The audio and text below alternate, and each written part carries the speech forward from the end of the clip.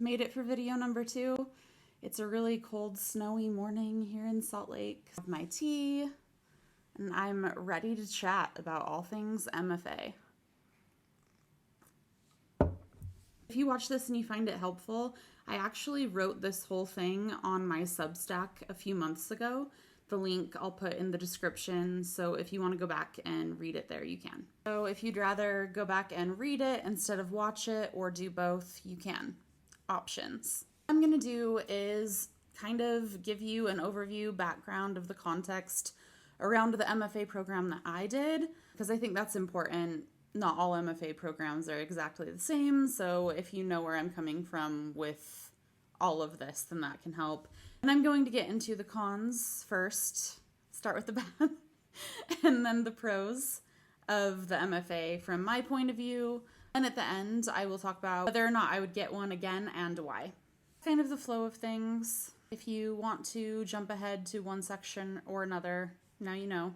So first, for some context, I chose to get a low residency MFA. Those can all look different too, depending on the program. Mine was at Oregon State University Cascades, so the Bend, Oregon OSU campus. What that meant was we did 2 on-site residencies for 2 weeks long every year. 4 residencies in total where we were together for a total of 2 weeks. Out the rest, we had homework and assignments and we're turning in writing that our professors, oh, here's Stevie. Get both of the pets.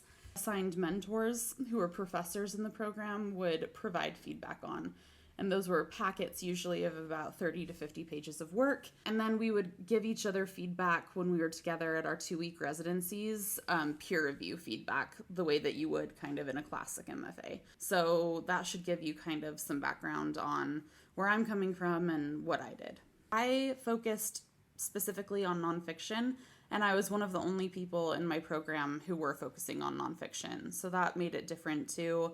I did that because in my undergrad, I focused on communications and journalism, and I was already working within communications and wanted to keep building upon that. And I thought that the nonfiction MFA would help me there. I also write creative nonfiction, and I like it a lot. So that was my focus. Let's start with the cons of the MFA. And before, just want to add again, I think I kind of already emphasized, this is all just my opinion and my experience, and I just want to be really candid about it all, and I hope it can help you decide if it's something that would make sense for you. Take everything I say with a grain of salt. It's not absolute truth. It's my experience and opinion.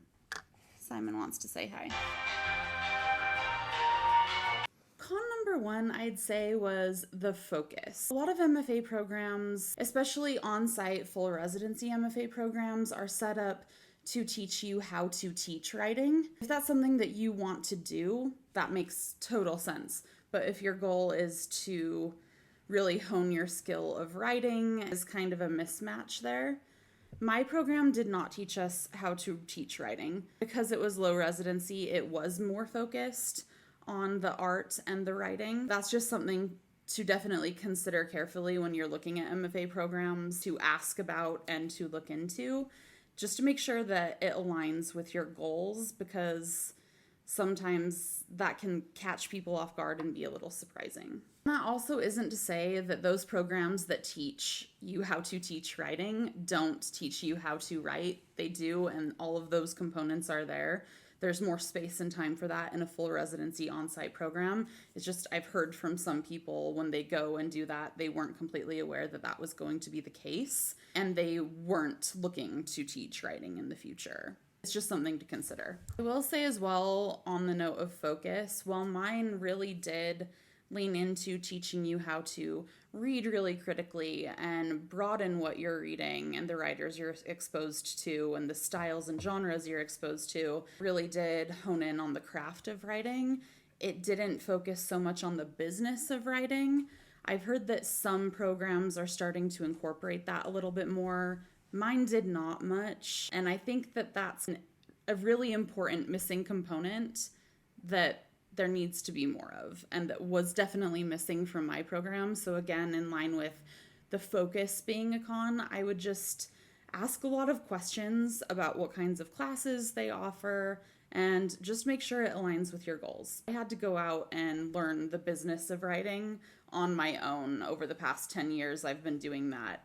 And that's part of what I'm going to share here on this channel with you, so you don't have to go searching for it as well. But if you're going to pay and invest in a program, your time and energy, I think that that's a component that you should definitely look for, because it's one thing to learn the craft of writing, but if you want to make money as a writer, you obviously need to know about the business, how to put your writing out there, how to pitch strategically, all of that. It's another thing to keep in mind.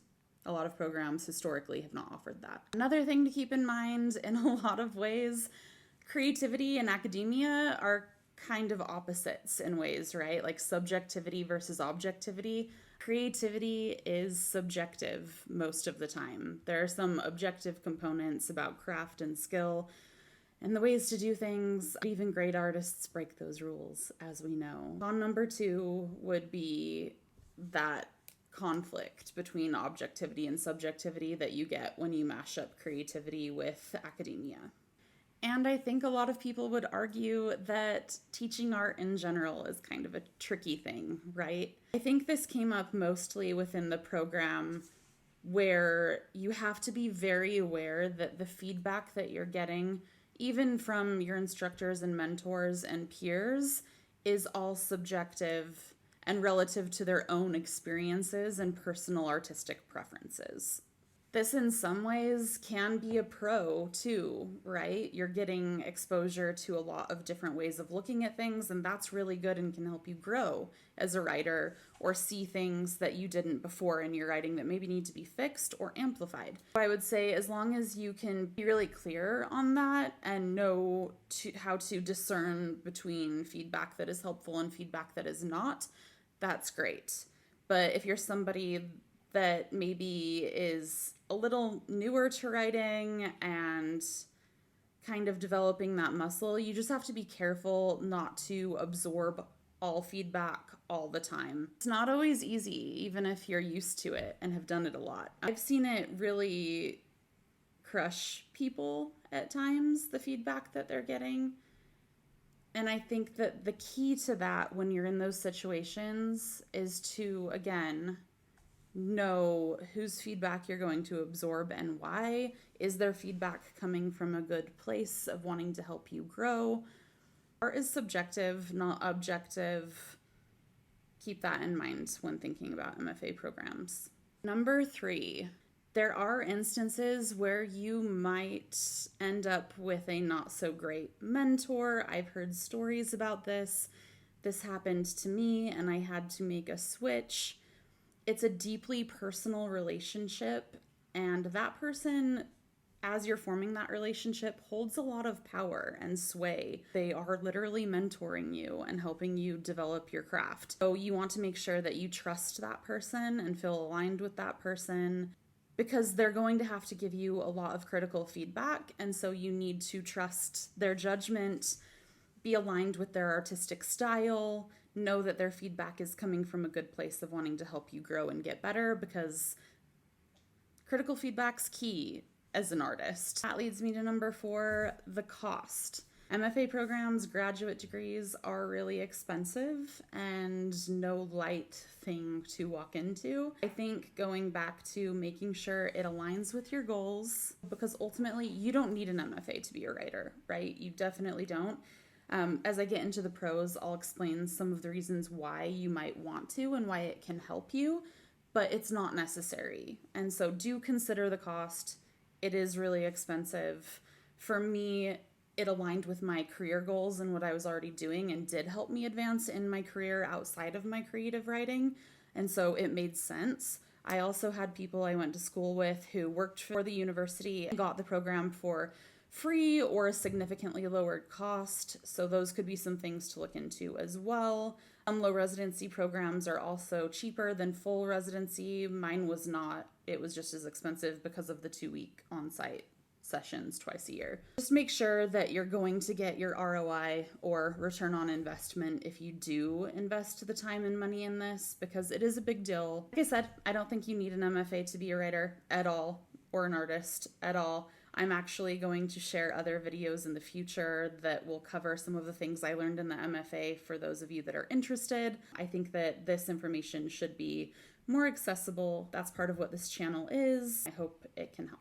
Now to the pros. I'll start with number one is the exposure, which I've kind of touched on. You are thrown into a group of people that you would normally never meet outside of that setting. And that's really cool. You can form great relationships. You also get exposed to their favorite books and writers and their artistic tastes, and it just opens up your whole world so many ways. And the instructors are sharing really great writers and books that maybe you haven't read before, or writing websites and art magazines. Exposes you to a wide array of things that you might not be otherwise. I discovered a lot of new favorite writers and even publishing houses that I wasn't aware of before through the MFA and specifically through my mentors. Like I mentioned earlier, I was one of the only nonfiction writers. A lot of the people in my program wrote fantasy, which was awesome. That's not a genre I had really read before, and I really like it now. I got to see what they were working on, which was so fun and inspiring. And that whole experience is really cool. It also really pushed my boundaries as a writer in a way that I don't think anything else could have, especially those feedback sessions that I mentioned earlier. The good side of that is, I mean, you're sitting in a room, everybody has typically done the reading before you show up to class at these 2-week sessions that we do. We'd all have our coffee and sit around in a circle, and we'd each kind of have a day where the focus was our work. And we wouldn't say anything, and everyone else would discuss. Like, if it's me, they would discuss my work if it was my day. I would just kind of sit and listen. In our program, we didn't do classic Iowa style where you were absolutely never allowed to say anything, but we weren't really supposed to unless we felt it was critical. We were supposed to just kind of listen and absorb, take what we thought was helpful and leave the rest. But hearing other people talk about your work, I think, is something that all writers probably need at one point or another. We can control what we're putting down on the page. We can't control how our readers are going to experience it, and understanding that in a very visceral way can be really helpful and help you be really intentional about what you're writing. And again, I don't think that there is an experience where it would have been quite the same. Even writing groups, I think it's a little different. I think that that is a huge pro of the MFA. I think that that experience also helped me feel more confident and solid in my work. It helped me reason like why I'm doing certain things and why I'm not doing others. So it can be confidence building and grounding. Along with expanding my boundaries, really gave me the opportunity to experiment and play with different forms and styles that I hadn't before. I tried poetry, I tried fiction writing a little bit, things that were a little more outside of my comfort zone. So it really pushes you to lean and grow and stretch as a writer. Support from other people who are learning and experimenting too. Number 3, the good mentors. The majority of the professors in my program were just incredible. I mean, getting exposed to their work and what they're working on and hearing them read was really inspiring. Having somebody who you respect so much take the time to read your work and give you really structured, thoughtful feedback is invaluable. Number 4, the writing community you get in an MFA program. It's amazing. I'm still close friends with a lot of the people that I went to school with. Writing can be such a solitary act, and having other people who are essentially in the arena doing the same thing with you, in the arena, as Brene Brown would say, doing the work, putting themselves out there, pushing themselves. It's a really bonding experience, and a lot of us live in different states because it was a low residency program, but we keep in touch. There have been little mini writing retreats organized outside of the program amongst some of us. If I ever have a question or want feedback on something, you know, I can go to them and they can come to me.